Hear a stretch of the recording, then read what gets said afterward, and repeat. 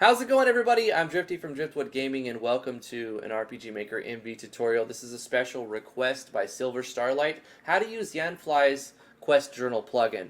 So let's jump straight into it. I'm going to use three plugins to really maximize the usage on Quest Journal: the core engine, the message core, and the Quest Journal. We're not going to mess with anything on these two. You just want to have them for functionality. So jumping into the plugin manager, we're going to go straight into it. Let's look at the plugin manager and the parameters for the Quest Journal. Most of what's going to be happening is going to be controlled through the parameters. I'm going to go through it very quickly and try to talk about a little bit of everything that you see here. Of course, you want to read the help file when you get a chance, but if you don't have time, maybe this tutorial will be helpful.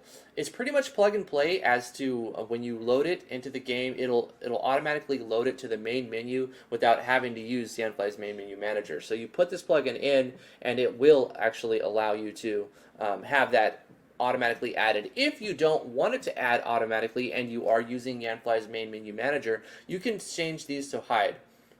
So this first command here is going to be the name that appears in the main menu. So it's Quest by default, I believe. I changed it to Journal, but you can put it on whatever you want. You can have it like Beast Quests or whatever, right?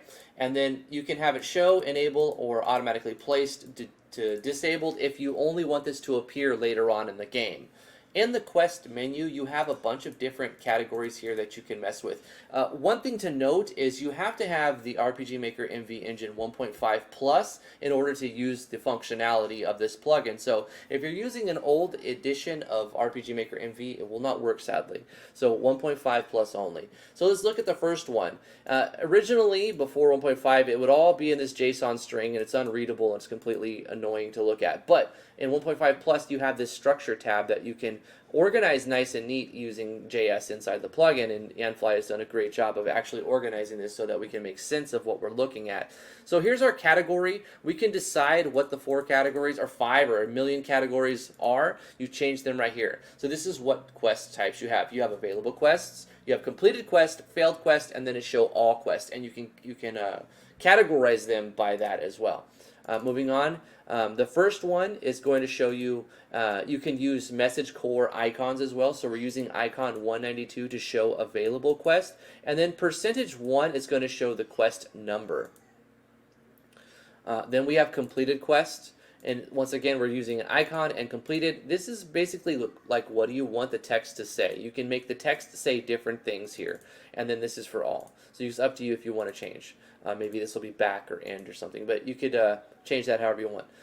Inside this thing, since we're looking in the first one, the category windows, this is the top left one, so it's showing the X and Y position of 0 and 0. Now, what are we looking at here? This is looking at the size of the window that we're looking at, and where it's being drawn. So it's drawing in the top left corner and using this width and height. It's all customizable, and you can change it all, and you can pretty much move everything from the default around. So the next thing we're looking at is rows and columns. You can have this like four columns in one row, 4 rows in one column, and you want to keep this number to be a multiplicative of the number of things you have inside the category. Now, why is it 4 and 1? Because we've got available, completed, failed, and all. So we want to have our combined sum of 4. So 4 times 1 is going to be 4. We can actually have 2 rows and 2 columns, or 1 row and 4 columns, or if we add more up here, we can display these differently, like 5 rows and 1 columns, or whatnot. This is the line height. This is the font. You can choose a different font for your journal, or you can use the game font. You can change the font size, the padding, the alignment, the opacity of the font, the opacity of the background, and you can even select a different window skin if you want to for that. Moving on. We got to get a lot of information in a short period of time, so we're going to jump into the next thing. So this is the same exact thing. The only difference is where it's drawing a box and the size of that box. So pretty much all of these are going to be very, very similar. This is the data that it's going to show, and then where it's going to show that data, and what that data is going to look like. So change these however you want. I can illustrate quickly what would changing it do. So if let's look at the built-in, the way it's going to look from the default. It'll say quest, but in mine I renamed it to journal. So if you open it up, you go down, you see that you have journal. You've got a bunch of windows, 1, 2, 3, 4 windows to be exact.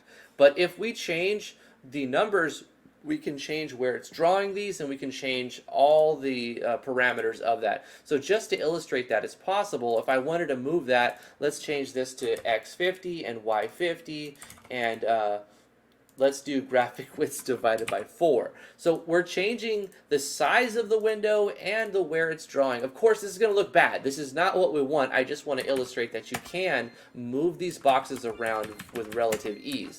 You see, now we've moved the box around and we've made it smaller. It doesn't make it look any better here, but I'm sure if you're creative and you customize it enough, you can make it look like your own thing. So I'm going to quickly restore the defaults and move on. So this was set to 0, this was also 0, and this was divided by 3. So that's going to put that box back where it's supposed to be. So all 4 of these are doing essentially the same thing. Let's move on to the next thing. The lunatic mode is something different. This is a very cool feature that's added. What this is going to do is basically let you have code that runs at different intervals at different times. So in the quest menu before the windows are created, you can have JS that runs before windows are created, after the windows are created. Say you wanted a particle effect to play right after it draws all the windows. So it draws the windows and then it shines on the completed, it shows particle effects. You can do that here. Also, when you close it, you can have like an animation play right before it closes. So it shows like a zoom in thing and then it closes it. So you can do all kinds of different things. When you add a quest, you can have some code that plays. When you remove a quest, when you complete a quest, you can have some code that plays. If you don't want to manually put in your events, you've completed the quest. You can go in here like I have and do a game message.add and say you've completed a quest and collected the rewards. Now what this is going to do is save me from having to do a show text every time I complete a quest. And there's a bunch of these. These are just locations of the wins of where you want to actually add the code, right? This is where you want the code to run. So when you get the rewards, when you add the subtext, etc. Now the next thing you have is a a plethora of locations to add quests. In fact, you could go into the plugin and modify it and do some copy pasting and add a lot more quests if you really need to, but you don't have to. I think most games will be fine with 100 quests. Let's look at a quest. This is the bulk of it actually. So I've added a quest in this example demo. I probably should have showed it at the beginning. We'll show it now, but I'll show it after we go through the parameters. So you have a lot of ways to customize it, and you could actually change the way it looks in the menu. This is a special request by Silver Starlight, but we also have a special request by Galactic God in here, who asked to remove the difficulty to remove the difficulty entirely from the journal, right? He didn't want to show a difficulty, so we found a way to remove that, and I want to go over how to remove that. If you go into Quest Data Window, you have these, you have lots of things that you can mess with. And if you go into Quest Data Format, you can decide the way that it draws the whole menu. So if we double click on that, I've removed a line. Before, we had line break, color 4, and it had level right here, just like this, color 0. You actually don't need to do 0 because when you do \C, it defaults to 0. So you could just do that as well. And then we did %2. And %2 is going to show the data that's stored in the difficulty. But Galactic God was saying even when he removed the data that was in difficulty, it would still show level because he didn't go into Quest Data Format. So to get rid of this, all you really have to do is go into here, which is, somebody told me it was HTML format. You just remove the line. So if you don't want to show a description, if you don't want to show the location, if you don't want to show which NPC gave you this stuff in the journal and the log, you just remove it and it's not there. If you want to add other things inside the menu, you can do it right there. And you can see we have a nice little legend right here. %1 is going to refer to the data that's stored inside the title, %2 is the difficulty, so on and so forth. So we've removed the difficulty entirely. Okay, the next thing that we want to look at is actually the quest, the meat of the thing. So right here is the name of the quest, and you can decide what icon to show.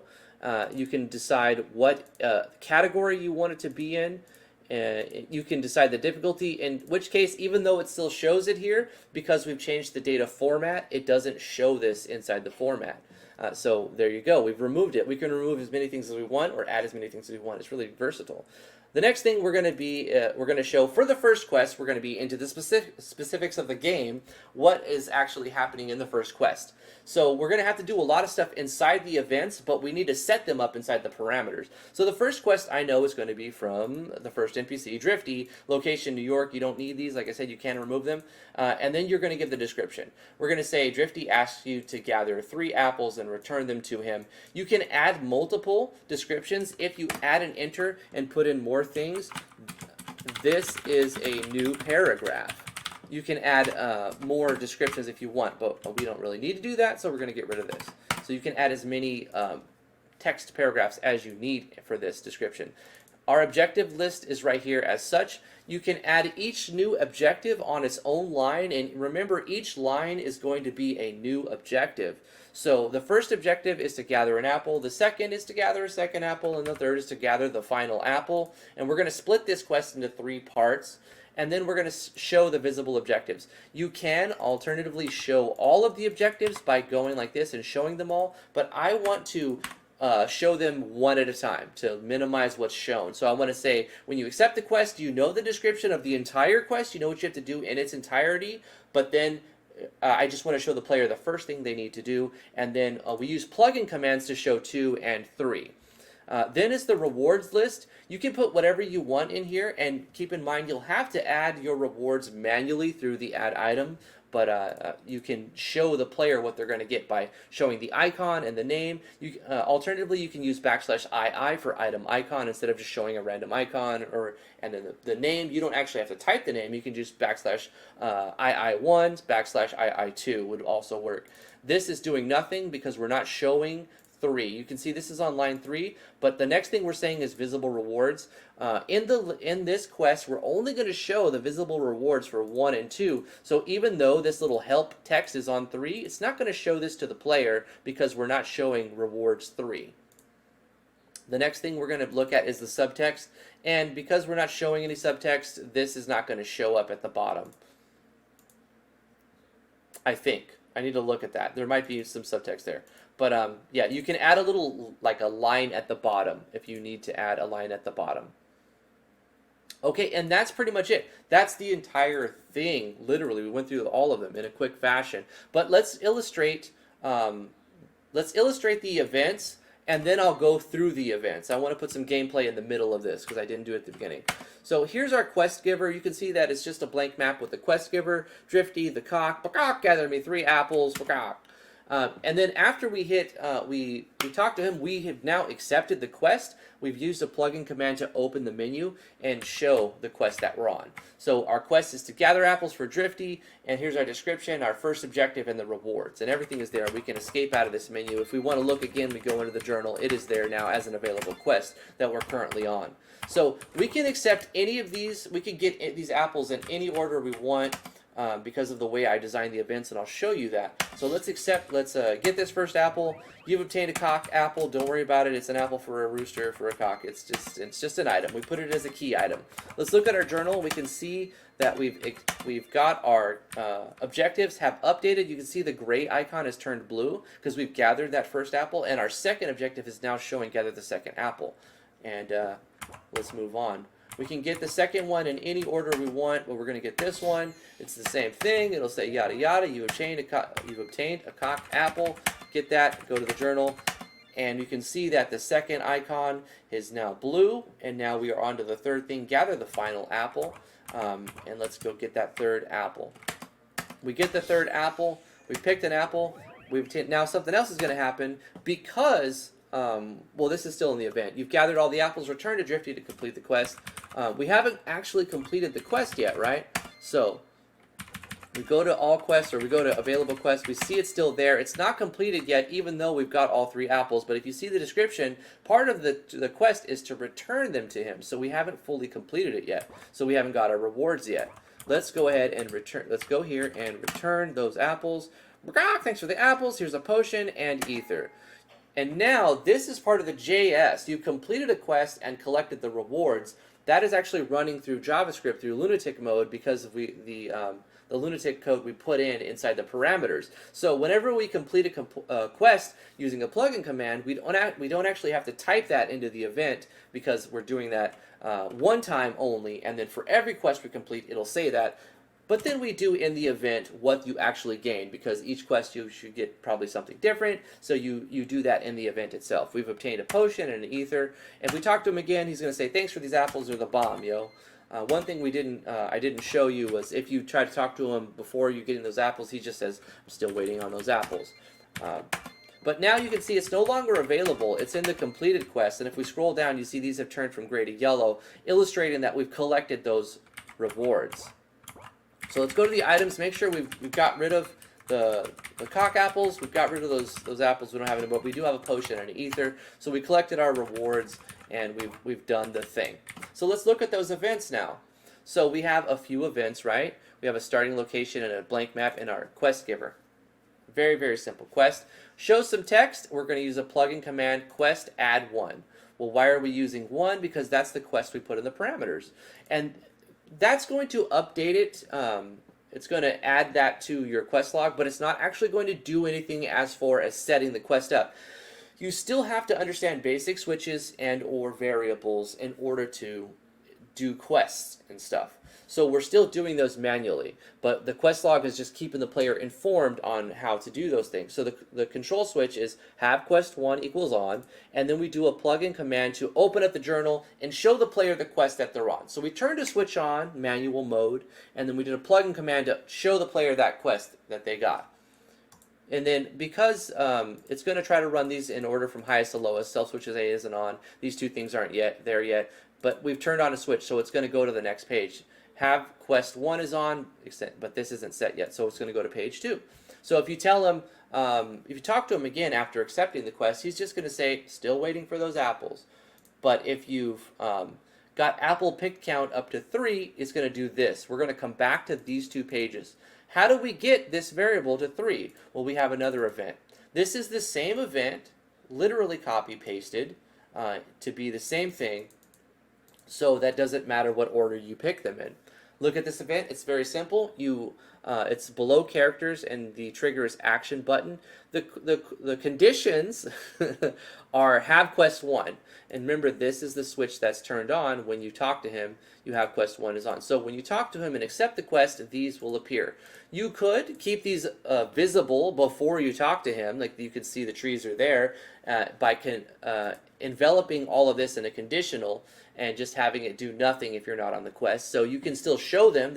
You don't have to make things invisible until you're on the quest. It's just a matter of taste. Do you want them to be there as a distraction or not? I decided to make them invisible until they're relevant. That way the player doesn't look at them once and exhaust that event as something that they don't need to mess with. But now that these are visible, it's going to ask the player to pick the apple if they've tried to interact with it, then to show choices. If they say yes, we're going to do some flavor stuff with showing animations. Show the text saying you've picked an apple, change the items by manually adding the key item apple, play another animation for flavor.